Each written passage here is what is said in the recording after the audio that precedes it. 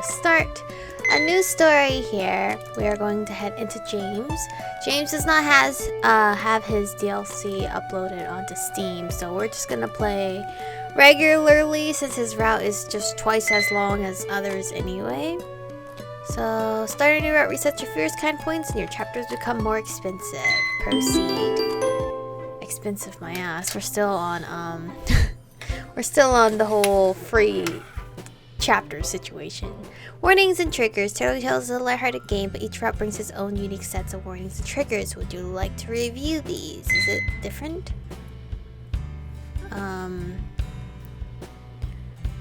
Dominant most of the time, submissive never, rough occasionally, gentle sometimes, kinky, neck biting, confidence very high, flustered almost never, cockiness not very high, libido ready to go anytime.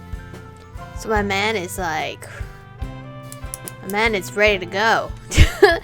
Warnings and triggers: blood, mention of sexual assault, rape, minor character death, minor violence towards MC, violence towards others, and superheroes discrimination. Click the arrow 3 times. Reveal warnings that contain spoiler. No, I'm not doing that. Enter your brother's name? I can enter my brother's name? Alright. Right.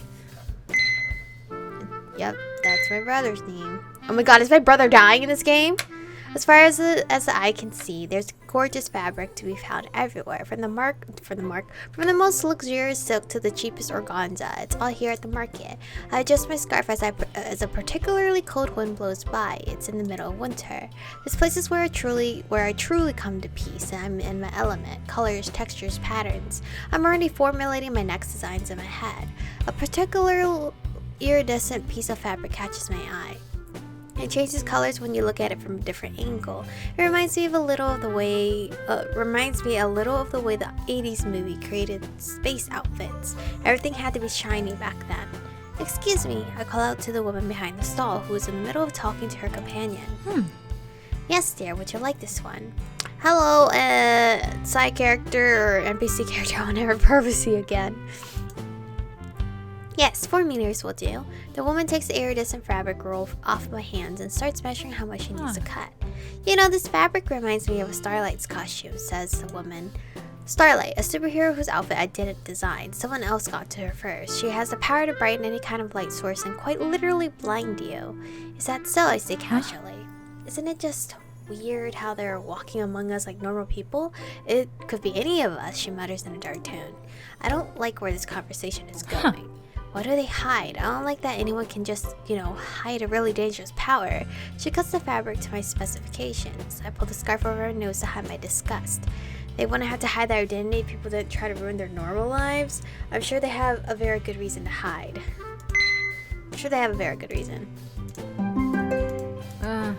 Being too sympathetic can be a bad thing sometimes, says the woman. Listen, I'm just here to shop for your fabric here. I'm not here to be political. What do you mean? The woman flashes a fake smile at me as she bags the fabric. That'll be 44.95 pounds. 44.95. Why did I say point? Sweetheart. Okay, I pay the woman her money and quickly disappear from the stall. Suddenly I don't feel so in my element after all. Time to leave before the blizzard starts. Finally, I got back to Aromas before the blizzard started. Do I have new friends? Who are all these people? I do not know. She's apparently Kim. Hey, Michiko. Kim greets me from behind the counter. Hey, Kim, did anyone stop by today? Yep, look who's back. Kim plops down a piece of fabric onto the counter. I immediately recognize the outfit and sigh loudly. Again, I complain. That's like the 3rd time this week. Yeah, he told me he tore it while scaling a mountain, she explains with a roll to her eyes. Grabbing the outfit from the counter, I inspect it for any tears. I didn't have to look long. The culprit is staring right in my face. The midriff has been torn open. What in the world? These look like claw marks. Did he fight a damn mountain lion up there? Do supers not have anything better to do? I say exasperatedly. Kim shrugs. He swears he was trailing someone who stole an old lady's purse. On a mountain, I repeat incredulously. The lusher sure knows how to concoct extravagant stories for his adventures. Last time he said he tore it while swimming on the back of a shark. It's why the fans love him after all, Kim points out. Anyways, can you fix it? I let the fabric slide through my fingers, focusing on holes that I can fix manually without having to recut any new patterns. The fuck? I wiggle my finger until a fine piece of thread emerges from the tip. It's so thin, normal people usually have a hard time seeing it. I manipulate it until it pierces the fabric, making it loop around to quickly stitch up a small hole. No matter how many times I see you do it, it's always so interesting to see it in action, says Kiminol. I cut off the thread so that it's no longer attached to me and neatly tie it up. Now for the rest. A loud explosion rumbles from underneath me. What in the world? I yell, completely startled. The rumbling brings down a few items on my counter. Is this an earthquake? Kim ducks and covers her head as the shelf behind her falls down. The shaking finally stops. Kim, are you okay? I'm fine. I think it came from below. I finish for her. We both come to a realization. Rai. Wait, my brother? Kim groans. Go back to work, Kim. I'll check up on Rai, I say. Alright, let me know if I need to call an ambulance or not. I give her a wry smile. Kim exits the room and I sigh out loud. What is Rai doing now? I knew it was suspiciously quiet. I should have checked up on him sooner. What does my brother look like? I enter the hallway and walk all the way to the back, opening a small door underneath the staircase. It's the entrance to my brother's lab. Alright, brother. There's soot all over the floor. I'm leaving footprints behind as I walk inside the lab. Lots of objects are on the floor. I'm panicking a little until I see two people sitting at the metal desk. Rai! I cry out. What happened? Which is this one, my brother? Obviously, right? Because the whole glasses and lab coat. Who the hell is this hottie over here? Brother, explain. Hook me up, please. He kind of looks like Kane in the future. Rai looks at me with a shrug. His hair is standing up in different directions. I'm just a little shocked, he says jokingly. The person next to him knocks him over the head. It is Kane! Oh my god, Kane looks so fucking hot. Oh my god. Idiot, now's not the time for your stupid puns. Kane berates my brother. Kane? I question, what are you doing here? Your brother asked me to come. I knew I shouldn't have. You guys are crazy, Kane huffs. Wait, why am I getting lumped into this? I ask. What did you do this time, Rai? Huh? Nothing. Why are all eyes on me? Rai puts his hands up and tries to look innocent. Rai sighs when he realizes I'm not buying into his act, then picks up a metal ring from the floor. I was trying to get this bracelet to harness Kane's electricity. I figured I could harvest it and perhaps create an infinitely generating power source. Rai gets hit over the head again by Kane. Moron, I told you that's not how it works. I can't keep generating electricity without pulling it from my own energy. Eventually I get tired too, then I collapse from exhaustion. Kane simply looks frustrated with my brother. And then it blew up in your face. You know that shit's dangerous. I could have lost my license, you know. Oh, wait, did my brother, was that not his original hair? It was just like flared up like that? Rai shrugs, patting down his hair back to normal. I was grounded, I'm fine. I grunt out loud. No, Kane's right. Don't toy around like that. I don't want to bury my younger brother as well, alright? A serious look dawns on Rai's face as the word sinks in, but then he quickly replaces it with a pout. Who else would come with these nifty little gadgets then, huh? Kane smirks. I have to admit your tracking device came in really handy last time. Right? Rai points finger guns at Kane. I roll my eyes at the two of them. They're always up to no good. Now someone who has to clean up the mess that they made. There's soot everywhere. The stench isn't all that great either. I point at the floor. Rai, you made this mess, so clean it up. Rai groans and slouches his shoulders, but nonetheless walks towards the broom closet to get some cleaning supplies. Bro, Kane is hot. Hello? Kane hops up on the metal desk and casually brings his hand up to his face. He holds his index finger and thumb together until a spark of electricity ignites between them. He keeps doing this until there's a steady stream of electricity going back and forth between his fingers. By the way, speaking of licenses, when are you getting yours? He asked, nonchalantly, playing around with his ability. You've been asking me for years, I say with a heavy sigh. And I'm asking you again. Not everyone wants to be a superhero, Kane, I reply. Rai returns with the broom and starts sweeping the floor. Don't bother, Michiko's pretty stubborn.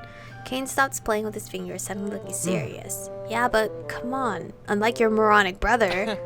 I resent that, Rai interjects. You actually have an ability that could be useful in combat. That doesn't mean it should be used in combat.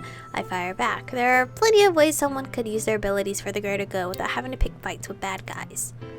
Rai shuffles away with the broom. But you're just some lame-ass tailor. Kane groans. That's not exciting in the least.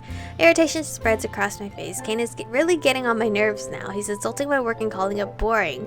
There's nothing wrong with being a fashion designer. I don't see you complaining when I'm the one who makes your superhero costume. I fold my arms across my chest and glare at him. That's different. How? He says flippantly, you're still just using it on your clothes. His eyes then widen as he realizes something. Oh, I've got it! The perfect superhero name for you. Kane grins and spreads out his arms. Black Widow, he says with a chuckle. I just stare at him blankly. Do I look like a spider to you? Hey, don't mock the name. Don't you know this one superhero, Spider-Boy? He shoots webs from his butt. Same difference. That is one huge of a difference, I protest. I don't shoot weird web stuff from my butt. My thread is highly sophisticated. It's nothing like a web. Isn't it just the same thing? Kane cocks his head to the side. No, webs are sticky. My thread is not. I've seen you attach that stuff to anything. What do you mean it's not sticky? Have I been living a lie all this time? Kane questions. Fed up with his attitude, I huff at him. Oh my god, I could sew his mouth shut. I don't think I would be that incredibly angry right now, though. Look, if you want to get technical, my thread doesn't stick, okay? The only reason why it looks like it does is because I'm actually tying it around the object. I'm piercing it with my thread and tying a little knot in it. I grab a piece of scrap metal from the workbench. Hey, don't touch my stuff, I protest. I ignore him, spread my hands apart, my fingertips glowing hot as a thin and transparent thread appears between both my index fingers. I stretch the thread, making it longer as needed. The thread splits into two and I manipulate them in such a way that it pierces the metal object. It goes in without a hitch. The thread is so fine and sharp, it can pierce almost anything. Kane watches me work with curious eyes until I've managed to attach the thread to the metal, and I hover it in the air. Wow, I can't even see it. It looks like you're levitating it, he says in amazement. I dissolve the thread and the scrap metal drops back down onto the table with a loud plunk. See? Different. Still sounds like pencils being cracked in half, but alright. Still, you can use it to kick ass, Kane points out. I sigh. Look, I'm happy with my job. I like making clothes. I don't need to fight crime or save the earth with my powers. Not everyone needs to be a superhero like you do. I don't particularly enjoy hiding my identity as well. His pout is so fucking cute. Just look at him. Kane pouts at me. I just wanted to see you swing around the city like Spider-Boy. Rai's the one that laughs. Dude, no, you're not going to see Michiko zip around like that. Besides, I wouldn't allow it. I place my hands on my hips. Oh, you wouldn't allow me to be a superhero? Since when do you have that right? Since I'm your brother and have to look out for you. With a somber look, Rai's eyes are cast down towards the ground. We're the only ones left, he mutters. Wait, what happened to Mom and Dad? What? There's a sudden tension in the air, and I try to prevent myself from remembering my own past. I put on a courageous smile. How about you worry about yourself? You almost got electrocuted by King when I walked in. Rai shrugs. That's different. Sometimes experiments go wrong. I just want to point out that I'm immune to electricity. It can't shock me, so yeah, it may very well kill me, you, says King. Alright, enough talking. Give me some of your juice. I need to power up this bracelet. Still? You've already sucked me dry enough. Right, grimaces. Dude, do you ever think about the words that are coming out of your mouth? I laugh in response. I don't think he ever does. Kane. Oh, Kane! He's blushing. It's like we haven't left Kane's round at all. Kane ends up blushing once he realizes what he said. Shut up! Go back upstairs already. The fuck is that beep? Tessie says that the intercom beeps. Kim's voice booms through the laboratory. Everyone's ears perks up to listen closely. Guys, do we have any flying ships? She asks in an unsure tone. Red walks to the intercom, presses down a button to reply. The Forrester Incorporation owns several of them, yes. Why? They should have the Forrester logo on them then, no? Kim asks. That is correct, Red replies. What's going on? Kim would never bother us unless it was something urgent. She's there to run the storefront, nothing more. Then this giant ship flying over Cleaner right now is definitely not one of ours. The three of us look at each other in silence. Wait, a flying ship that isn't from Forrester Inc. Do you have any cameras outside? Kane asks urgently. None that point towards the sky. Rai grumbles, hastily walking towards the exit. Are we under attack? I question, nervous about this unidentified ship. Rai's silence speaks volumes, and I'm suddenly on high alert. I rush over towards the table with the intercom, slamming my finger down on the button. Kim, get down here now. Alarms suddenly go off in the lab. The sirens outside can be heard wailing. My stomach churns uncomfortably as I realize something bad is about to happen. The lab is underground, which should be relatively safe here in case of an attack. However, Ryan and Kane are making their way towards the exit. They want to see what's going on. An ear-deafening blast can be heard above ground. The laboratory starts to shake, and all three of us fall down from the shockwave. The lab rumbles and trembles from the aftershock, dust falling from the ceiling. They're definitely not friendly, Kane cries out. I can hear Kim's groans as she's at the staircase. I want to rush over, but Kane stops me. Stay here. This lab is just like a bunker. Don't do anything stupid. Let me handle it. He then turns to Ryan. Notify the rest of the squad. When push comes to shove, no matter how immature Kane can be in emergencies, he's always someone you can count on. He quickly bolts through the doors, leaving us alone in the lab. Ryan turns on his heel and begins to furiously type on his cell phone, notifying the other members. Then he tunes in on the news channel. They're broadcasting breaking news at the moment. Kim bursts inside the room, nearly coughing up a lung. Kim, are you alright?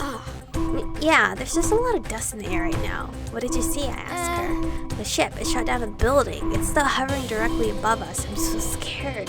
Kim crouches down onto the floor, clamping her hands over the sides of her ears. I bend down to comfort her. You're safe here, Kim. Let the superheroes do their work.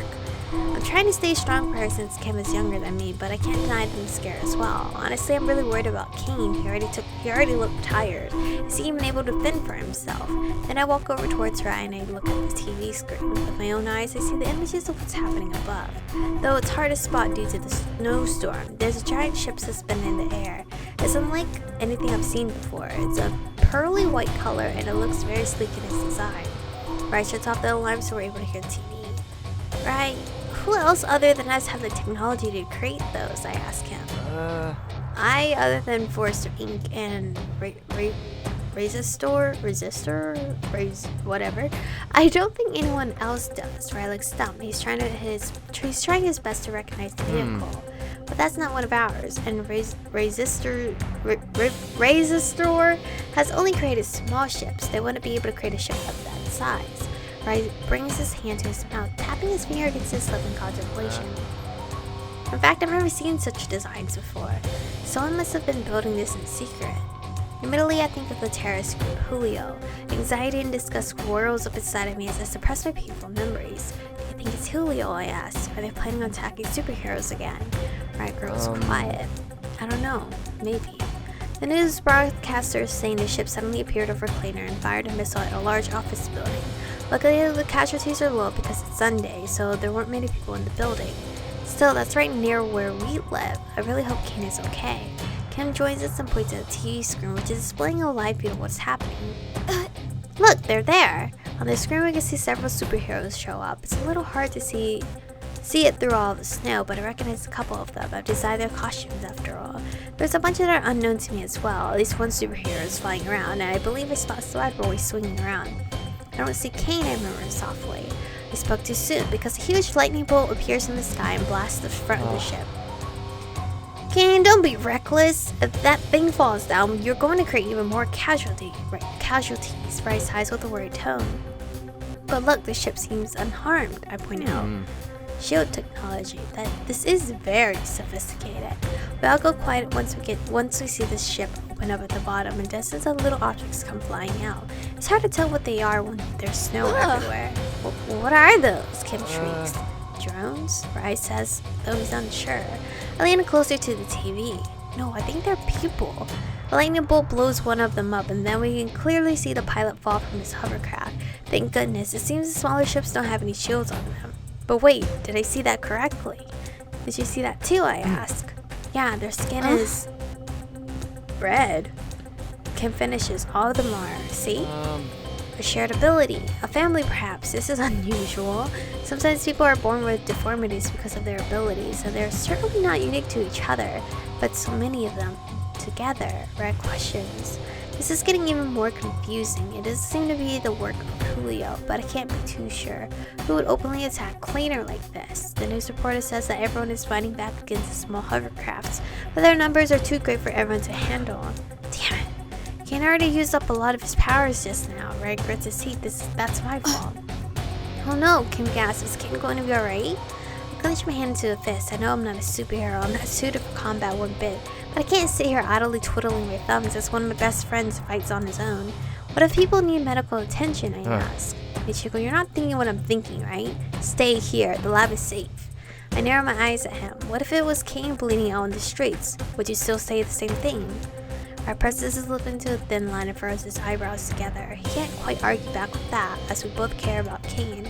I know first aid, I can be of some use. I'm no superhero, but I can make sure no one dies under my watch. With that in mind, I grab my coat and rush out of the lab. I can hear Guy cry out behind me. This is totally not the vibes that we were used to in the other previous ones. Because this one isn't like the future where we have superhero powers. When I've made my way outside, the blizzard stings my eyes, making it hard to see. I look up, being able to spot the giant hanging in the sky. It's hovering above the city, a slight distance away from the boutique. I'm standing in the shadow that it casts. It's humongous. It's sleek and doesn't look like anything I've ever seen before. It's definitely not one of our ships, so who is it? Who is attacking Cleaner? I can't help but think about Julio. What if it's them after all? They're back with another huge attack. I can't just stand by this time. I don't want to be helpless. I can see the small hovercrafts zooming about the place, some of them shooting bullets down below. I'm out of the immediate danger area, but I'm still not completely safe. Someone out there may need my help, though. I just hope it isn't King. Judging by the lightning bolts in the sky, he's doing just fine. Just then I see something in the sky approaching me, fast. Snow whirls around at enormous speed. I focus my eyes, easily being able to identify what it is from a large distance.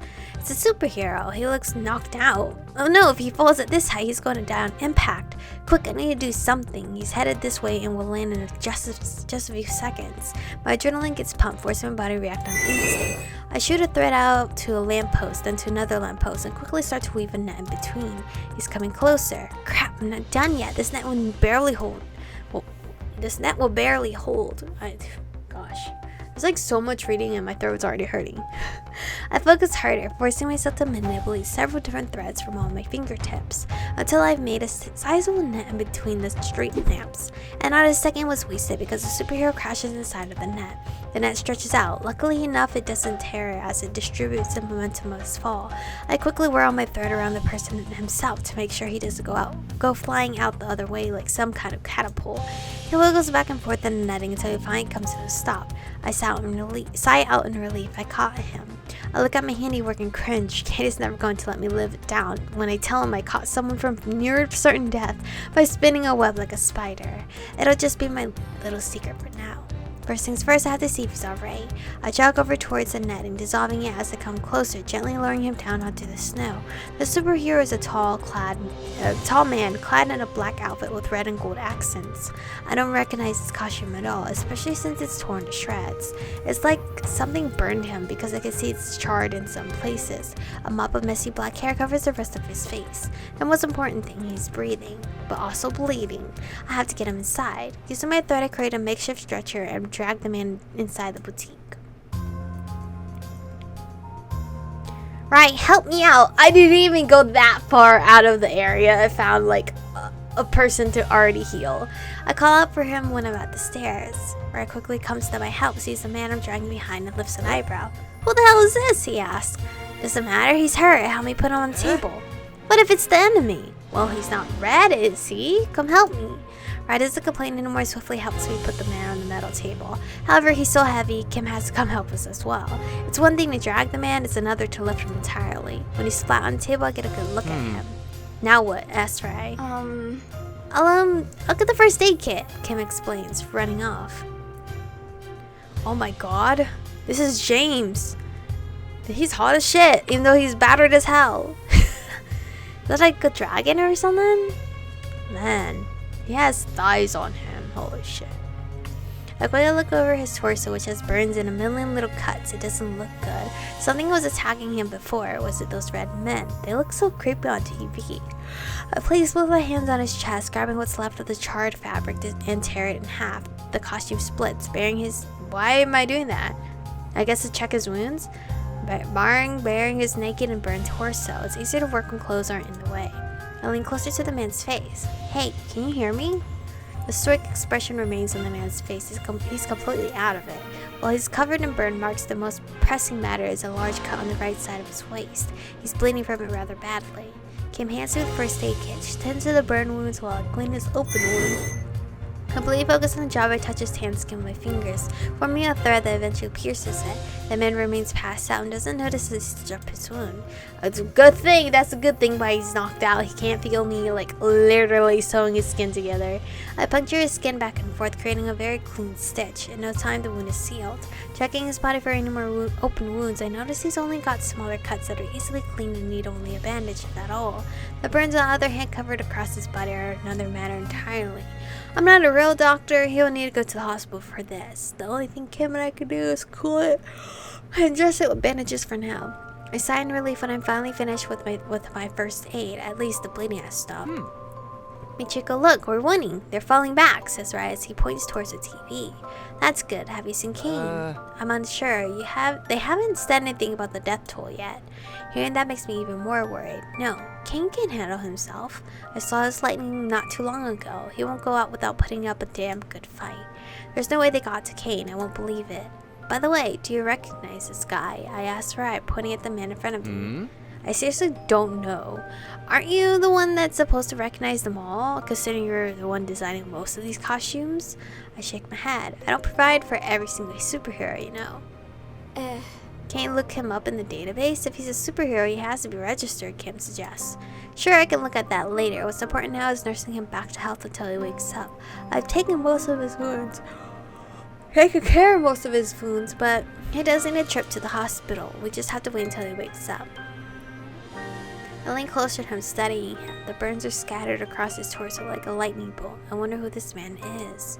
Shouldn't he be the enemy then, if it looks like he has lightning bolts around him? I can't help myself as my hand reaches out to his face. I brush away his black hair, revealing his closed eyes, and wait. My fingers trail along the grooves of his ear, his pointy elf-like ear. Sometimes superheroes have abilities that affect their appearance. I've once seen a woman with polka dots all over her body, like she was some kind of Dalmatian. Another time I saw someone whose skin was like literal slime. However, this is the first time I've ever seen someone with pointed ears. It doesn't appear to be a body mod of some kind. It looks natural. It's kind of fascinating. Wait, they're saying something on TV, says Rai all of a sudden. Absentmindedly, I trace my finger along the tip of his ear. It's really long. How come I didn't notice it before? What? They're saying it's not Julio, Rai exclaims loudly. I look back down at the man. The startled one dark brown eyes pierced me with such an intense gaze that it rattles me to my core. The man swiftly gets up from the table, planting both feet firmly on the ground. I don't have time to react as he approaches me. In an instant, I'm suspended in the air as the man grabs me by the throat, squeezing it. Excuse me? I can't breathe. Try to break free or let go. A moment like this, you gotta try. Okay? No time to be wasting my breath by saying let me go. Claw at his hands, trying to break free. He instead squeezes even harder, and I'm starting to see black spots in front of my eyes. Let go of my sister, I screams. The man gets knocked out of the way as Rai charges into him. He releases his hold on me and I collapse onto the floor. I inhale a large gust of air to fill my lungs with oxygen. What the fuck was that? Take that! Kim yells as she throws a roll of bandages at the man. I pick myself up. Stop, we're not trying to hurt you. I help patch your wounds, I explain, coughing up for air still. He must be disoriented. Maybe things are trying to attack him. The man stands his ground, tall and menacing, before he looks down at the bandage on his waist, as well as the rest of the bandages covering his burns. His tense eyes meet mine again, and I feel a lump form in my throat. I don't know why his gaze makes me feel a chill down my spine. See? I did the stitches, I say nervously, pointing at his side. Unexpectedly, the man rips off the bandages from his waist, revealing his freshly stitched wound. Don't! You have to keep the wound dressed, I say. His dark eyes travel from the wound then back to me, as if he's silently asking me if I really did stitch him up. Please calm down, let me help you. I cautiously walk towards him. I hold my hands up to make myself seem as non-threatening as possible. We're not here to hurt you, so please let me put the bandages back on. As I take a step forward, I can hear Rai cry out in surprise. He's pointing at the TV in shock. That's him! I turn around, away from the man to see what Rai is talking about. My eyes wander when I spot the screen. They're replaying a clip from the attack. A man wearing a black with red and gold armor, flying around in the air, battling the superheroes. He gets struck down by a lightning bolt and soars off into the distance. The reporter says the ship appeared from the sky, came from space. It's an alien ship. I feel horror wash over me. It's an alien, Rai cries out. Suddenly his breath is running down my neck, causing all the little hairs to stand up straight. You, his voice croaks out, saved me? I don't dare to turn my head to face him. I can feel my heart racing 1,000 miles per minute. This man I saved is not a man at all. Get away from her, Rai screams Rai for going for another charge attack. However, before Rai can do anything, the man knocks Rai away with a single punch. Rai crashes into the wall and drops down onto the floor unconscious. Kim hurriedly runs over to him in panic. I forcibly turned around as he yanks on my arm, making me stand in front of him face to face. You, he points to the stitches, did that. I can't speak, my body's frozen. He hurt Rai. He's the one that attacked the city. What do I do? How do I take down a man of his size all on my own? Let's just talk to him, you know? Yes, I reply. Maybe if I comply he won't hurt us, then leave us alone. I don't know what he's going to do. Please don't hurt us, I beg him. The man doesn't seem to be listening though, an ice cold and calculated expression etched onto his face. Before I know it, he's thrown me over his shoulder and launches himself into the air. Hey! I cry out, pounding my fist onto his back. Unfazed by my attacks, he keeps scaling higher. Wait, what's going on? He goes straight towards the ceiling, blasting a hole in it as he flies straight up with me on his shoulder. The impact of the ceiling and several other floors in between causes me to black out. My last thoughts before I lose consciousness are, this is not a superhero. He's a villain. We're falling in love with the villain. That's such excitement. That's so exciting. I love me an enemies to lovers or like a villain and like, well, we're not a superhero, but you know, it's still enemies to lovers kind of fandom right there. But thank you guys for watching today's episode. I hope you guys are going to be excited for James. He is the last so far to have a completed route, and then I believe it would be Gray next. I haven't looked up the progress of Gray yet, but I feel like he won't be out by the time I finish James' route. At least that's what I think. But thank you guys for watching today's episode. Stay beautiful, and I'll see you guys in the next one.